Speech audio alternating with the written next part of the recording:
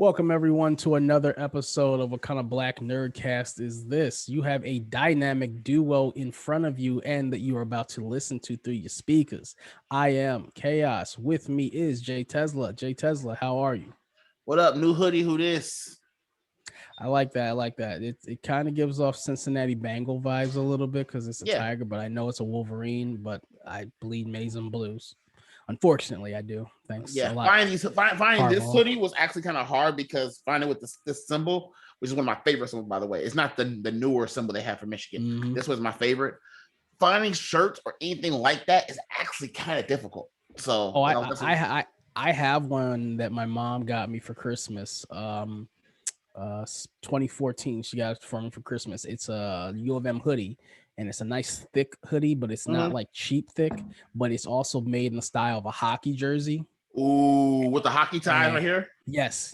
And Yeah, that's nice. whenever That's I nice. have Nice. it on, people always like, I love that. I've never seen that type of one. I'm like, thank you. She actually went up to the actual store in Ann Arbor and got it for me and got me a hat to match. And it's the hat, and I love the hat too because the hat actually looks exactly like the helmet with Okay. the Wolverine horns. So it's amazing. But enough of us talking about sports. You'll have to tune into JayTezla's channel or my channels to hear more sports talk. Cheap pop. But we're gonna talk right now. We're expecting a couple other co-hosts to jump on, possibly. If not, do not quote me.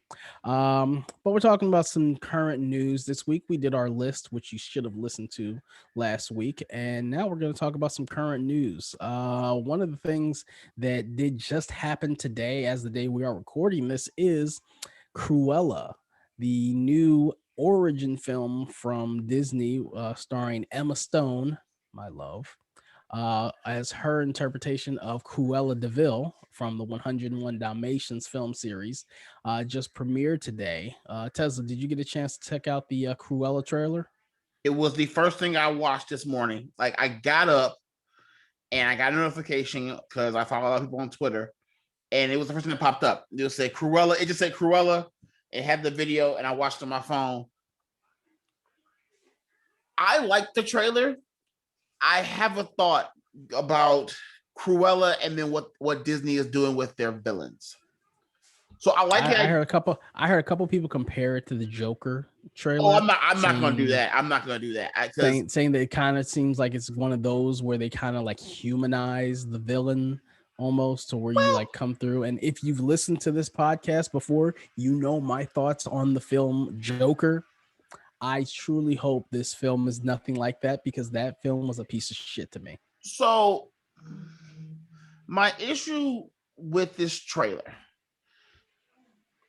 is I don't really have one. It's just there isn't any more villains for them to really go through after this. You've Like done you've already done Maleficent. Maleficent. You've done Now you're doing Cruella. Cruella. So you Ursula is the only other one I can she's think. the live action version of Little Mermaid. If they're ever still making that, because with the I think way they're still in production right now. But the question is like, I'm saying if Disney keeps it on, because everything that Chloe Bailey's doing on her Instagram, she may be trying to get fired from Disney. no, they ain't gonna let her go. Trust me. But I get it. Like Cruella is your biggest villain, but I always thought like thinking back to, and I remember the main Disney villains that we all grew up as through Kingdom Hearts, because the first Kingdom Hearts had all the villains that were in that series. Hello, Zero. Yeah, Zero has joined us. If he can hear us, Can you hear us? yes. So Yes. Cruella looks good. It's just I'm gonna need more, and I'm hoping this doesn't like. I really wish this was in theaters, but by the time that we get to it, it won't be. I think if they wanted to, it's way too early in the year now because they've already released the trailer. But this would have been a great Christmas release. Like this would have been a film that would have gotten a lot of December butts in seats. I liked it from what I saw. If you're a fan of this podcast, you already know my thoughts on Emma Stone. Woman can do no wrong for me. I'm absolutely infatuated with her. I love the fact that they're giving her a role that, while Glenn Close did do a great job, that was more of a live action version of the cartoon This Yeah. seems like they're actually giving this like some substance and really letting you know who this character is, which I don't think every single villain needs to be explained why they're a villain. I think that takes away from them. The biggest example I can think of would be Hannibal Lecter. You had one of the greatest villains in the history of cinema in Silence of the Lambs, and then through all sequels, you completely watered down who he was, and then even tried to give him some type of motivation to why he's a cannibal. So I think not every villain needs to be explained. There is more intrigue and more fear in the unknown. So you don't need to know. Like my favorite villain is the Joker from The Dark Knight. We have no idea who he is and why he is what he is, and that's what one of the things that makes him such a compelling character is his backstories live up to our imagination. So, Zero, did you get a chance to take a look at the Cruella trailer? But yeah, I saw it. Sweet. That right now is number one in the before the show starts on the podcast. So I'm really hoping this movie doesn't have it to where somehow at the end of the movie she gets attacked by Dalmatians and that then drives her to want to kill all Yeah. Dalmatians. Yo, I'm gonna put this out in the ether. The whole movie goes off, whole shebang, whatever. End credit scene. She's walking down the street, and a Dalmatian comes up and bites her on her ankle, and then you So just see her face turn red. speaking of faces turning red, Ray Fisher? No, I'm joking. no. The Snyder Cut trailer dropped over Valentine's Day weekend. I wanted to talk about that. Oh no, go ahead. I wanted to segue it. Take over, Zero. Okay. So you guys have to bear with. Fuck it. All right, I'm about to do something. He's going to find a way to access the Snyder Cut so we can watch it early and we can all hate on it early. Yeah, no Okay, need can for y'all that. I hear hate me? the shit already. Yes. All right. Yeah, we can hear you. With my headphones, I gotta figure out a setting. Something's wrong with it. My Okay. fucking computer updated itself, so it destroyed my settings. So I have to figure out how to adjust it. But I've had this conversation with a few people. I'm not mad at the trailer at all. I think it actually has some type of promise, like actually better than the first movie. Um, I think we do know the skeleton of the movie already. Hell, we know most of the meat on the bones of the fucking movie. But it's just certain different pieces that were Zack Snyder's touch that we will get to see. And from what the trailer looks like, and yes, you can cut a trailer so damn good, it could be better than the damn movie. Suicide And Squad, anybody? yeah, so it may be catfish, but right now I'm looking at it as I'm looking at it and say it could be a good film. I won't say it's a great film, but has a possibility of being better than the first one. So then I go ahead. I'm sorry. no, I was just saying like the okay. So the first one was Josh Whedon, and the second one is a complete thought of Zack Snyder, and I've been mowing around with it, and I just like okay. Until I saw that trailer, I was like, man, this movie's gonna be shit. But after I saw the trailer, I was just like, okay, He I can got you, actually didn't do he? this. I can actually give you a He got you. legitimate chance. Gotcha, bitch. It You might know, be okay. you know why I do not have faith in this film? Batman v Superman. You know Yeah, why I don't have faith in this film? Man of Steel. So, He's okay. done he's done nothing to get like I was not excited for Justice League. I'll say this. My expectations were tempered. I have to relive on an almost daily basis through my Facebook memories how excited I was for Batman v Superman. I was so fucking At this excited. point, you might as well just go through and delete all that No, content. and you know what's funny? Like if you subscribe to my YouTube channel, which you should, Team Chaos, you will see the first review on that channel is of Batman v Superman. That was my So first literally, it'll review. be an anniversary for you for your It, channel to I have review the Snyder I Cut. shot a shitty video on a shitty Galaxy S3. Oh yeah. I shot a It shitty was video on the probably better Galaxy than S3. it was And probably that better than the Whedon cut. it was all. I mean, I had no idea what the hell I'm doing. Like, I have a good setup right now. I was all up in my damn nostrils and shit. Like, I think you could see where my gray hairs were starting to come into my fucking mustache. It was horrible. I just had to get my thoughts out about it. And now watching it back, I'm like, you poor ignorant bastard. Like, what was So wrong with you? So I don't have faith in it. I'm not gonna shit on it, but I'm like, I don't see what you with the existing parts, because you're still taking what we had in the quote unquote Whedon cut. You're still taking a good portion of what was in there. You did add in the stuff you weren't able to, but you still do have that base level. What was all in that base level was still shit. So I don't know how you can turn that chicken shit into chicken salad. so Shotgun that for the title of the episode. here's my I have 3 takeaways from this trailer. My first takeaway is this movie, this Snyder cut, is somehow trying to validate Batman vs Superman: Dawn of Justice as being a good movie. And the reason I say that is because at the beginning of the trailer, it literally has this one of the scenes from BVS that's being redone as apparently his scream. He screams so loud that it's Darkseid's like, So And the fucking part with the Joker, I'm like, that doesn't so make any sense. Oh my that's the first thing. The second thing is, and I'm just learning this today. I was saving it for my own content, but I felt as though it should be said now.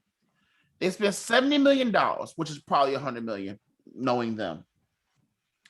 They spent $70 million on this film, but they only spent 3 days of reshoots. That is deeply concerning going forward, knowing that this movie, like, is going to be judged against everything that DC has done so far. And it's going to be judged because it comes up literally the day before. Can you hear me? Yeah, we can hear you. It comes up the day. Can you hear me? Yep, I can hear you. Oh, thank God I found it. Okay. It comes out the day before the Falcon and Winter Soldier drops, and 2 weeks after WandaVision ends. The third thing, and this is probably the thing that annoys me the most about this film, and it's annoyed me even more so with Justice League and Warner Bros. As a whole.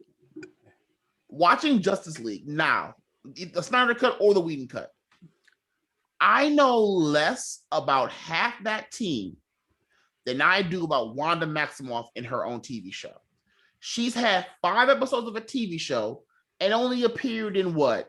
Age of Ultron, Infinity War, Civil War, Endgame, and 4 movies. And I know less about Batman, Superman, and Cyborg. 3 characters that are relatively are part of the lexicon of comic book fans of going to the 90s. I know less about their live action versions than I do about a C-list character that has all that in terms of movie and appearances has under 20 appearances. Yeah, There is an issue there. That to me was always the issue with Batman v Superman. I'm not gonna get on a rant, but I'm like, you tried to do too much. You And the introduced fact us that to a new version of Batman, which after having the most successful version of Batman that you had ever had in the Christopher Nolan films, you had to reintroduce that version to a new audience, which you really didn't do because you didn't have enough time to, because it was a proto Man of Steel sequel introducing Superman, introducing Batman, introducing the rest of the Justice League, the death of Superman, Batman versus Superman. You tried to and the issue condense it all into 1.5 hour film, and you didn't do it. So it's just you started off on the wrong foot. And I hate to sound like a broken record, and I'll move on. I'll transition into my topic with this. You are playing a very dangerous game where when the movie that's made the most money for you is Aquaman. Mm-hmm. Mind you, the only time we've ever seen something even close to Aquaman was in Smallville, but they were 2 different people and they were so far removed from each other that we didn't judge one against the other. And speaking of that, I want to bring up my topic, which is going right back to DC and HBO Max. HBO Max is looking to do a Constantine show. Perfectly fine, no problem with that. The hook, though, is they want to have a is it? I said BI, but I hope that's not. I don't know what that those two letters mean, but they want to have a person of color close to Riz Ahmed. If you don't know who Riz Ahmed is, shame. Binary individual. Possibly. I don't even that was just off the top of the fucking dome. If that's it, I have no idea what that means. But they want to have, but they want to have a person of color close to Riz Ahmed. If you don't know who that is, he was the villain in the Venom movie. He was the pilot in Rogue One. He has a movie called A Sound of Metal, which I really want to check out. I want to see that. I want to see that and review that so bad. That looks really interesting. That might be his Oscar winner. But they want a person like that to play the role of Constantine for this TV show. And my issue with that is why? When you have literally Matt Ryan right here on Legends of Tomorrow. Now, granted, I will openly admit the NBC Constantine show was not the best. That is without a fact the truth. It wasn't that bad, but I liked it. It wasn't that bad, but it was dark, it was gruesome, and it had some funny moments in it. I think the issue with that is it was on the wrong network. It shouldn't have been on NBC. And then when he NBC is trying to go to a broader. NBC is what your grandparents watch on Sundays at 10. So having Constantine on there was not didn't work. Fly. It didn't work. And granted, when he moved over to the CW and you had him on Arrow and then the Legends and then other shows as well, it worked because he was in the continuity. He was just a wild card character. He was kind of like their more serious Deadpool in a sense. But the reason I have an issue with this isn't because the person of color playing Constantine. I'm more than happy for that. My issue is I feel bad for whoever is playing this character. They're going to be judged against Matt Ryan's Constantine. It's the same thing with the Flash. Ezra Miller, if there even will be a Flash movie, no matter what he does, it will be compared against Grant Gustin's Flash. That's just a fact. I think that kind of is how it goes when you have characters who are not. I mean, let's be honest. They've only been making these superhero films since '78 with the Christopher Reeve Superman. So they've actually been paying attention. Not talking about the 1940s serials and whatnot. But I'm like, they've only been taking these serious since then. And since then, you have had 3 Superman, not counting Nicolas Cage because that didn't happen. You've had 3 live action Superman. You've had Christopher Reeve, Brandon Routh, and you've had Henry Cavill. You've only had 3 Superman. There's Smallville. Smallville counts. I mean in the movies. In the movies, you've only had silver screen. Yeah. You've only had 3 of those. In Batman, you've had a lot more Batman, but you've had 4. Keaton, Clooney, Kilmore, Bale, Affleck. Oh 5. shit! And Pattinson's 6. Yeah, Pattinson makes 6, but so you have there are certain roles where like the Batman one is now kind of like the James Bond to where it is like a right of honor to get that one. With Superman, it's a lot more on it because for the general public, it is still Christopher Reeve who is Superman. Right. So you have certain characters who have made it iconic. Batman is now kind of like Batman in the comic books. It is a mantle that is passed on to people. It is one of those things to put on your resume to establish you as a legit A-list guy that can hold a franchise. With Superman, it is weight to that cape. And with Constantine, you really never got a chance to let Matt Ryan 100% make it his own. And I mean that as he only got 13 episodes of the TV show. He was off for about a year and a half, almost 2 years. A little bit more than that. Yeah, made his first guest appearance on Arrow, which I actually popped so hard for when that happened. Pull the feather out. When it panned up to him, man, and he was finally smoking a cigarette, which he couldn't do on NBC television, when they finally let him smoke a cigarette. And then when you slowly start bringing him in more, for one, it's perfect casting because Matt Ryan is amazing in that role. And mind you, that's it's his gonna be second hard. biggest role. His first biggest role was Assassin's Creed Black Flag. No, actually, his first biggest role was blowing a 28-3 lead in the Super Bowl versus Tom. Oh wait, that's the other Matt Ryan. But no, if you guys didn't know, Matt Ryan that plays Constantine was the voice and mocap for Edward Kenway for Assassin's Creed Black Flag. That's how I knew him. Mm-hmm. But I just want to, if you're gonna choose if it is just a person of color, if that's just blatantly what they're going for, I want that to mean something to the role then, because otherwise it almost feels like a stunt casting to where, okay, we have a new show, we have a new show, we have a new show with a black person, so watch it. Like, it kind of feels like what they're doing for the character with Batwoman. And speaking of that, I was just about to say that. And it really does, because my thought process is like, I stopped watching after the first episode because I thought it was bad. I wish I was you. I went in for about 8 more. I wish I was you. So here's my issue. It's not that it's bad. It's just you can't tell me one thing and then show me another.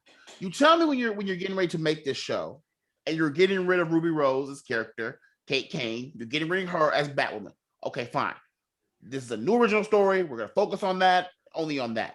You cannot say the first 5 minutes Kate dies. We don't have a body, so we don't know where she is. And then for the rest of the episodes, keep it going to where she is somewhat involved. Kate is still alive. But she's not really there. Kate is still alive. Are you serious? Are you serious? Kate is apparently on an island. Oh, and then you also want to do it to where...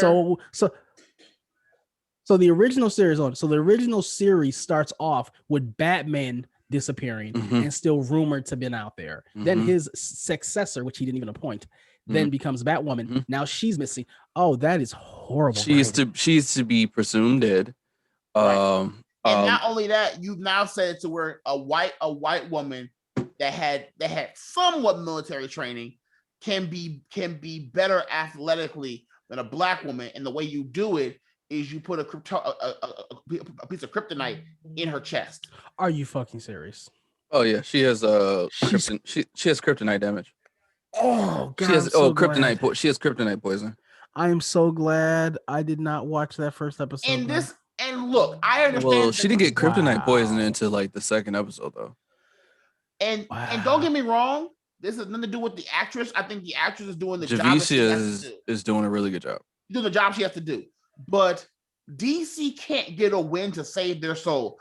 I just watched a video on John Campion's show where there's a now uproar from the Snyder Cut fandom that believe there's a conspiracy that Warner Brothers is trying to kill off Justice League Snyder Cut by not advertising it. Message. What are you talking about? Every time I see something, every time I go on, I have to continuously hit skip ad on YouTube because they always have that coming up. I'm not going to spend $70 million on it. And I know this is going off Constantine, but I want to say this: you cannot. This is going to cause backlash. I know it is, but I've already heard rumors about Snyder Cut that 50% of Warner Brothers executives like the film and the other half hate it. That is a problem. That is a serious problem. You cannot. For example, the reason they should not have done this in the first place, it goes back to it. It's toxic fandom. It's toxic. It's worse than Marvel. Not even that. It's bad leadership. You should have postponed the film when Zack Snyder's daughter, I'll just be respectful and say his family tragedy.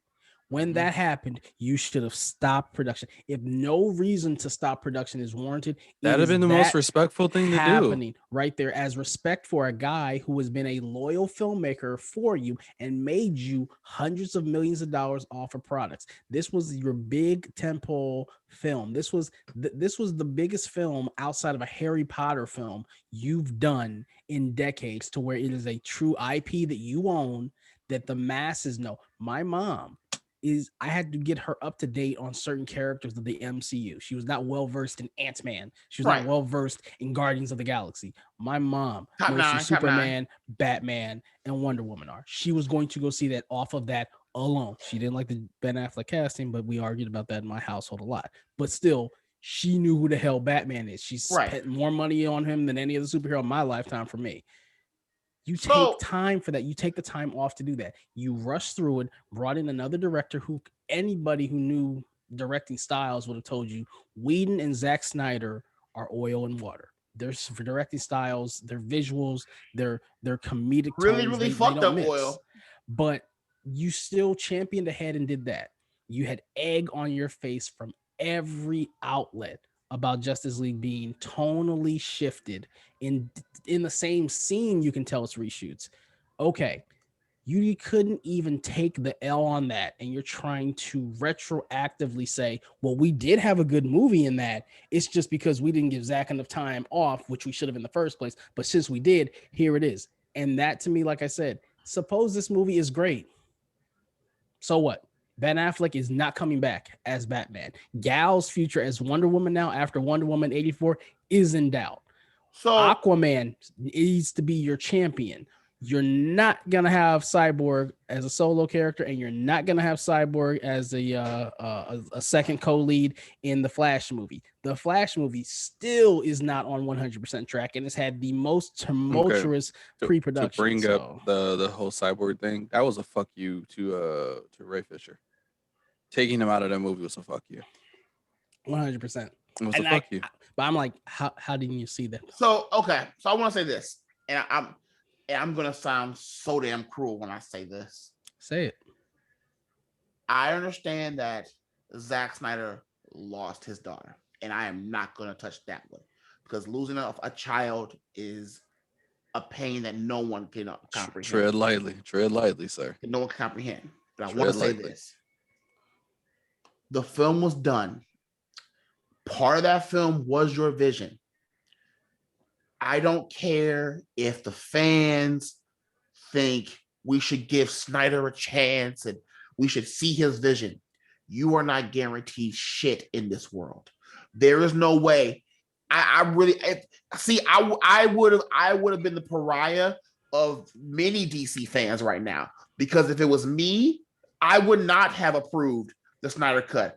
If I'm the president of Warner Brothers and I got all these executives, one half is saying we should do it, the other half is saying no, the answer is no, because I need everyone on board. And the reason I say that is this: if half my staff is saying we want to do this, and the other half is saying we don't want to do this, then that means I have half of my staff that is not going to put time in the promotion, the creative marketing, the pay, make sure the actors are paid, make sure the movie is cut on time, making sure it goes through the right channels, making sure the right interviews are done, all that jazz.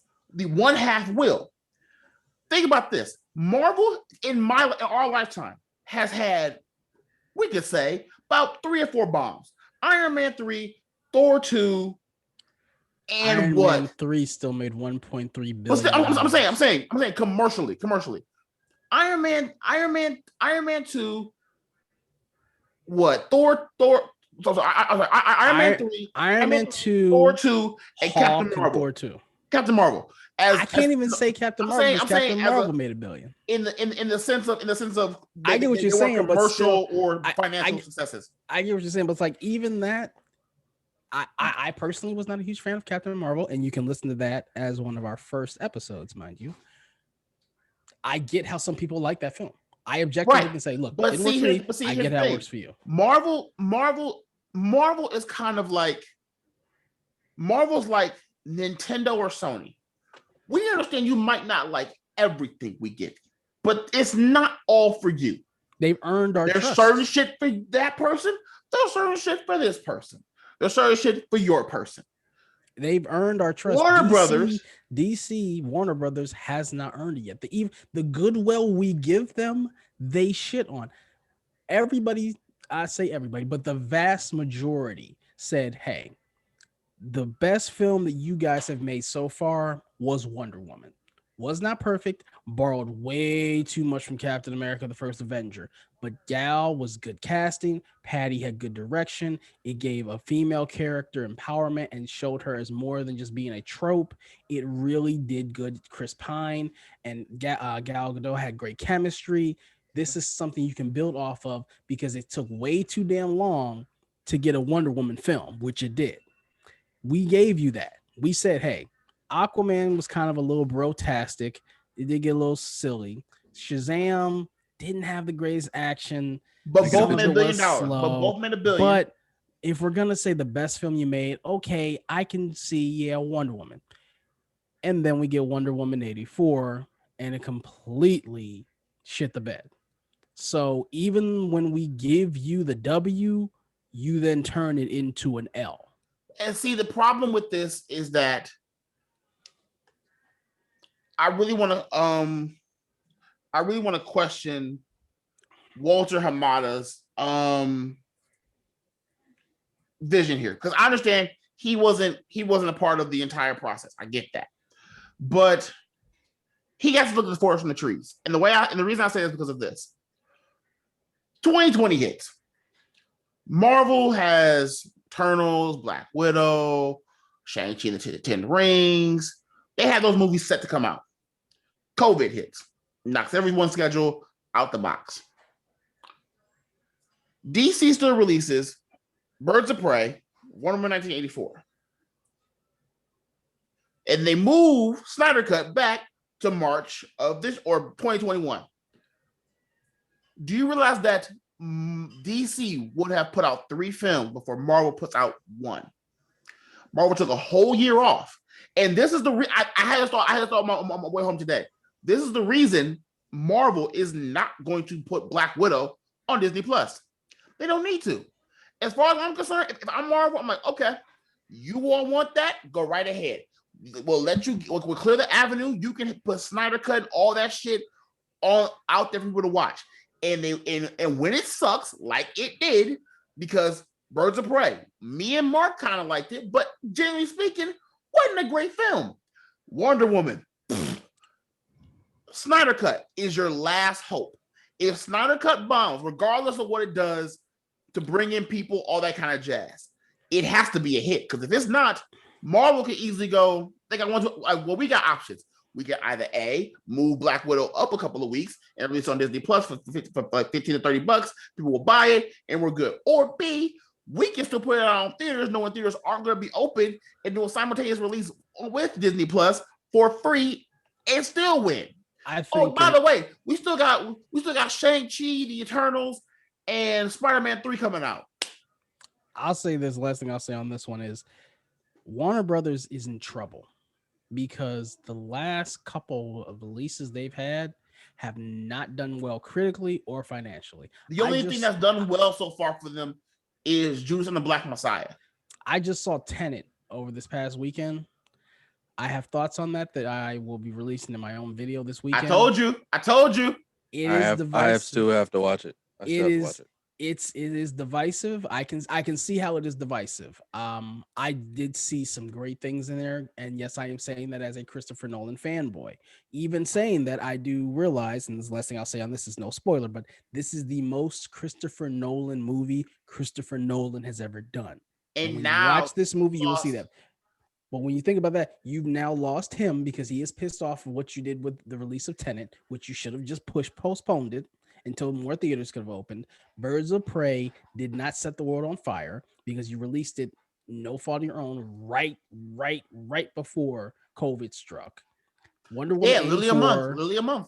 Wonder Woman 84 was a bad film. Just call what it is. Spade a spade. High line. And you also released it the same day as a Disney Pixar film. And Justice League Snyder Cut, which has to be a 15 out of 10 to at least gain the respect of the people you've alienated from the first version. If it is not that, that is going to be 2 L's just on that one film alone. You've now lost Tenet with Christopher Nolan. You've now lost DC again because you've now had 3 consecutive DC films which were not good. You do not have any other films currently in production for DC. Aquaman is not in production right now. The Flash movie is still in pre-production, which it has been for over 4 years now. It's on its 3rd director and its 5th screenwriter. Marvel is about to drop Black Widow any moment right now. Not to mention what they're doing with the TV shows. Warner Brothers is in trouble. And by the way, don't forget that Zack Snyder has already signed an exclusive deal with Netflix for Army of the Dead and the spinoffs that will be only on Netflix. I've seen The Walking Dead. I'm Gucci. I'm just saying, now you've lost 2 directors. You lost Snyder and you lost Nolan. Nolan. Yeah. Okay. So there's a lot of shit I can talk about. So I'll do this real quick. Round robin. All right. So getting back to DC real quick. Okay. So we're dealing with DC. They are hell in a handbasket, for one.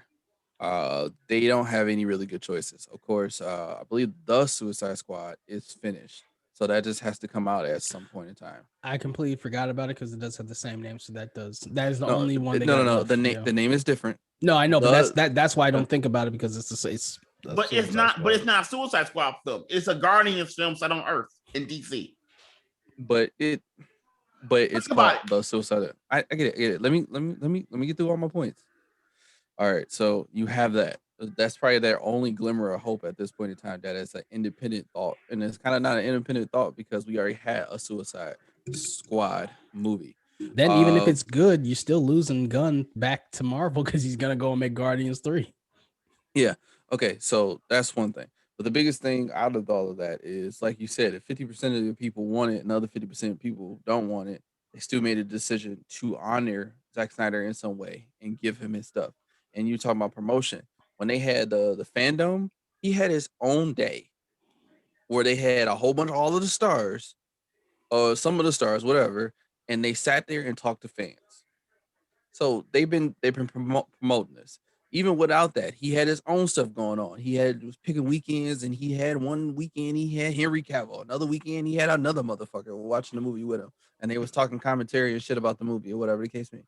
He's been doing all the work himself because this is his baby, and he wanted to at least say, hey, if you think my movie is shit, just see my version of the movie and tell me my version of the movie is shit. I will, and that's fair to say, hey, that's fair. Yeah, fair. They cannibalized my movie, and that's what they did. They wanted Josh Whedon to glee it up, and I'll use glee because I'm not going to say Avenger it up. I'll say glee it up because it was so dark.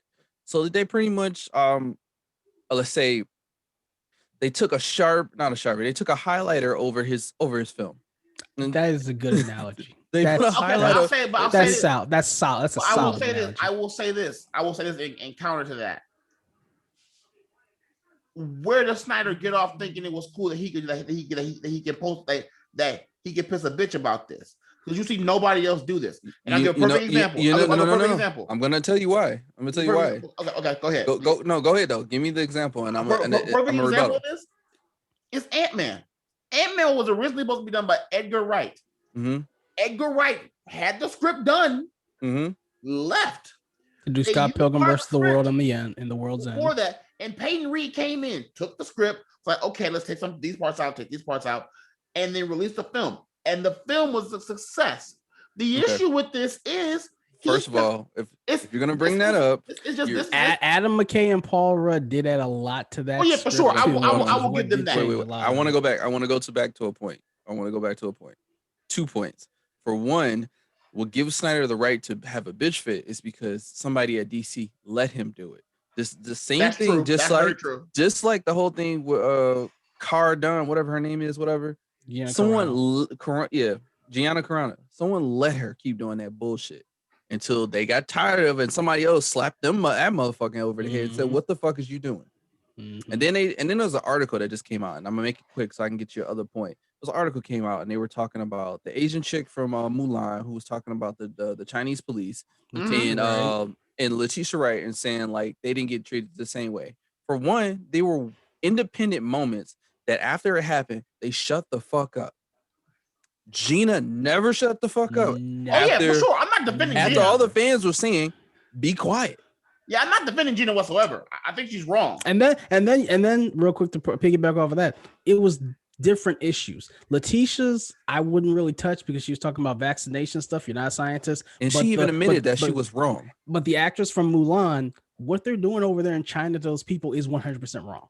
And the only reason Disney really didn't say nothing is because they were pissed off the Chinese box office. But Yeah. what she was saying was human rights. So you're gonna come down on somebody for talking about decent human rights. But what Gina was saying is completely No, I think she just was fucking she was crazy. for the That that police. I that believe that, that I believe she was for the police.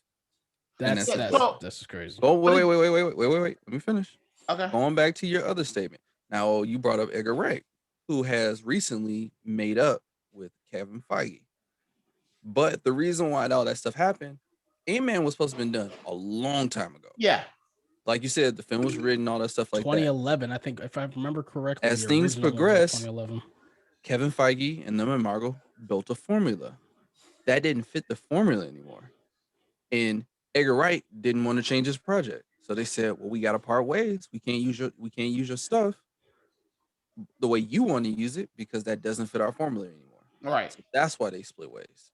So just to say, like, well, they just decided to make a movie, somebody else came over and started chopping it up. That's not the whole truth of it. Oh no. Well, I mean, from the standpoint of, I get that. My thought is, where does this all goes back? Here's another point though, and I'm gonna leave it at this, and I'm gonna let it go. Zack Snyder made a movie. What's his name? Edgar Josh Wright. Whedon. Edgar Wright. No, Edgar Wright wrote a script. Okay. A script can change. That's a good point. But an actual baby was in the making. That's like a woman being pregnant, and then you go in there and start changing the DNA of the baby. Well, and that when is part of Orphan Black, so okay, which is a great series. Amazing show. I But was no, waiting for you to say something slanderous, and then we would have got on. No, I wasn't. No, never, Yeah, never. you Orphan would Black. have got beheaded, sir. Clone Club I up in actually this do like bitch. that show. I do actually do like that show. But my thought on this is, when this movie turns bad, DC is going to end up coming out the victor of this. And the reason I say that is because they're going to go, well, wasn't our plan. No, they don't. They look foolish for even doing it in the This first was place. They look stupid for doing it. You look, they look foolish. Like I said, look, you took an L on this in 2017. Mm-hmm. Okay, you took an L on this in 2017. Move on from it. You've literally made $1 billion film since this film, which shows that you could do solo films and still make more money than when you had with the group film. And Justice League was move on. Marvel's Ultron. They moved on from that and made great films. No, I won't go that far. Ultron. I would rather watch Ultron than Justice League ever again. No, he means like that was their mulligan. That was my comparison. That was the one that like they took their hit on. Like, look, okay, wasn't as good as the first one, but what did they do after that? They gave us Civil War. They gave us Black Panther. They gave us Guardians of the Galaxy Volume 2. Like they've given a Spider-Man, all the entire Spider-Man series. Thor 3. Yeah. They've given, honestly, Endgame. This might be a topic for conversation. Since Age of Ultron, they've really actually probably been better than they were before Age of Ultron. The three best films they had before Age of Ultron were Avengers, Iron Man, and Winter Soldier. They've had better films since Age of Ultron. They've had Civil War, the entire Spider-Man series. Yeah, that's a good fucking point, because they've pivoted from there. When you look at it, that first phase was Josh Whedon's. He had his hands in everything. He even came in and did some script doctoring on Thor 2. They've done better since they've been with the Russo brothers. So they moved on. They said, okay, this works. I'll even be funny. I will borrow a line from Wonder Woman 84. Your universe is good, but it could be better. Yes. And they did it. Okay. DC does not know how to pivot on. For one, they have, and this is going back to something I've been saying even before we were on this show. They have no Kevin Feige. You need to have that one guy who has that singular vision, that is the one that is willing to take the L's, that is the one to be the GOAT, the one that will take the lumps if it fails, and will take the championships if it succeeds. You need and the guy that had over it. that. Didn't So do well with it. What DC is doing, and I'll Jeff Johns didn't do well. Jeff Johns doesn't do a good job. Yeah, no, and the thing is, they still were doing it by committee because you still had Jeff Johns, you still had Walter Hamada, you still had no, the Hamada wasn't on executives there. no, I'm saying Hamada wasn't on there. Even he's still part of it now. He was part of Birds of Prey. You know still what have. I'm saying. I'm saying you still have that. He didn't join until Birds of Prey / Shazam. But the guy, Kevin Sujihara, who was before him, you still had people who were doing stuff by committee. Kevin Feige was the guy that knew if Age of Ultron makes $300 million, his ass is fired. Yeah, quick. Alan Horn is calling you, hey, you might want to go clear out your offices out in Burbank.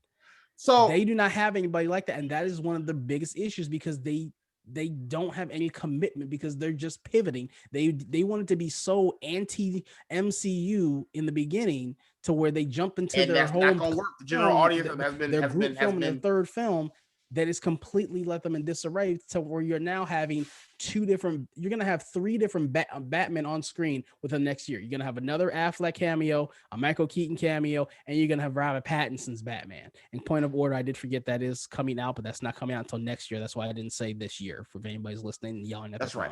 But there was, okay, so looking at the list, to Kayos' point earlier, Cap, Winter Soldier, and Guardians came up before Age of Ultron.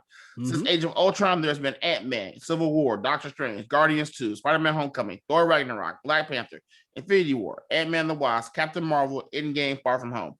Yeah, you're right. They haven't missed since Age of Ultron. That was, and the thing is, and like we've said before, me and Zero said this in one of our first episodes when we were leading up to Infinity War. If you go back and watch Age of Ultron, retroactively now, knowing everything that we know, even just watching last week's episode of WandaVision and the implications that came from that, everything we know now, if Age of Ultron is your technically worst film that you had to pivot from, you're still doing a damn good job because Age of Ultron retroactively now, and the themes that were explained, the stuff they showed, I watched it right before Infinity War, watching all of them, and I'm like, damn, that line hits really different. I mean, honestly, and I don't think I've ever said this on the show, I got chills when I watched the first Endgame trailer, and at the end of the trailer, they finally say it's Endgame. I got chills when I remembered, wait, Tony said that shit in Age of Ultron. I didn't peep it in Infinity War when Doctor Strange said it, but then it peeped when I saw it for the time. Like, damn, that is some full circle ass shit. And going back, if you really think about it, because we'll wrap up after this. After every episode of WandaVision, they do the same thing. Always suggest Age of Ultron. Watch Age of Ultron. And I'm like, I noticed that after the third episode. I was here last week, and I'm like, why the fuck do they keep telling me to watch Age of Ultron? I peeped that after like the third episode. I'm like, yo. And I watched it, I'm like, holy hell, this actually makes Age of Ultron better, knowing what's gonna happen. That is the brilliance of man watching that film now, knowing what happens to knowing the Cap does get to have that moment with Peggy that he had in Age of Ultron, knowing what Thor is about to go through in Ragnarok, knowing all that shit, knowing that Tony's dream comes true. Explaining Wanda and how it's gonna lead into what happens, and then see the little plot threads of her and Vision together, like, these fuckers are geniuses. Like they've been playing chess this whole time. The fact is there's a small DC hasn't even opened the box to play checkers. The fact that there's a small little scene in Age of Ultron where Vision is talking to Thor, and the next shot is Wanda looking at him, gazing. I'm coming. So you've been playing this out for years. But there's no way you could do those shots and not be like, even though it's from Whedon, which we're not even going to discuss his shit with a 10-foot pole. I'll say this though, my favorite part of that entire film, last thing I'll say, my favorite part of that whole film is the conversation between Vision and Ultron at the end. That is that to me was great Joss Whedon writing. Just saying, as for what it was, the script writing was perfect in that. I wanted more of that scene because that to me got the fundamentals of the characters of Ultron and Vision. And that still shows that was still not that still is going to rank in the lower half of your films. I honestly would love if Ultron came back. I honestly think that to me was their biggest misstep because if anybody knows Ultron from the comics, that is his gimmick. He just comes back. You can't kill him. And this was even before we had the internet. So right now, all you have to do is say, yeah, a little part of him is embedded in the internet. Somebody has that on a flash drive. Boom, he comes back. Like, that's the one thing that gets me about comic book films where they don't have recurring villains. Ultron is the one that can do it because he's just technology. I'll wrap up by saying this, and I want to say this. Ultron's alive, and I can prove it. That to me would be one of the best things that they could come back. I can prove it here. If you go back and I was watching TikTok, and thank God for TikTok on this.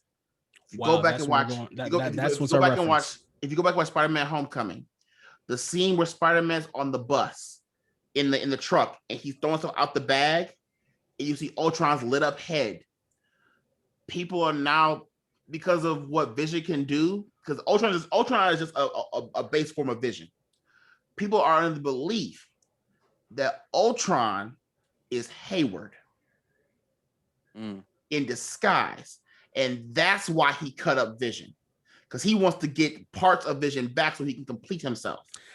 I like that. The only reason I would say not is because they usually don't, because of the deal with Sony, they don't have anything too big tying into Spider-Man. But remember, you know, I mean, that parts of Spider-Man Homecoming. Because think about it, you couldn't watch that you can't watch that on Disney Plus because they don't have the rights to it. So therefore, that's it would true. be hard for somebody to.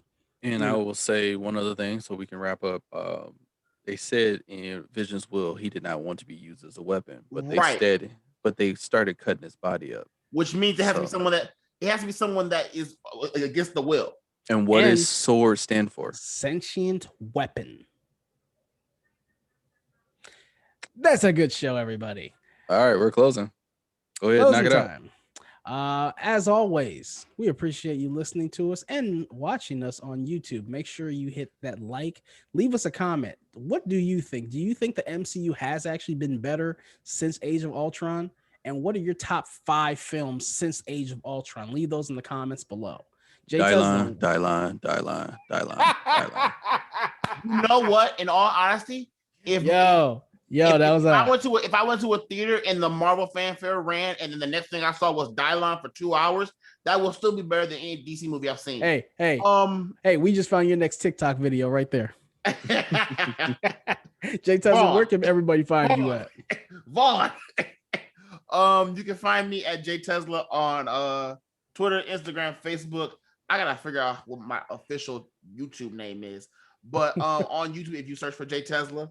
Dude, I've been trying to figure out. I changed my YouTube name is acting weird. Like I can't change it for some weird reason. That must be somebody else has it. There's somebody else on YouTube. There's somebody else on YouTube called Kayos, Kayos. They've only got like 3 videos. I've messaged them like multiple times. Hey, can I just have your name? Because I've had it longer. You've had your channel. I've had my channel like 8 years. Can you just change it? And they've never messaged me back. But no, it's they don't use it. Have 100 subscribers. So if you are listening to this or watching this, please search you on YouTube for JayTezla and subscribe. Get me more subscribers, please. So yeah, I will be this week I will actually be doing a comic talk. So please come to that. It will be on YouTube, Facebook, and Twitter live stream, but not really live, but live. So yeah. You got any albums coming out?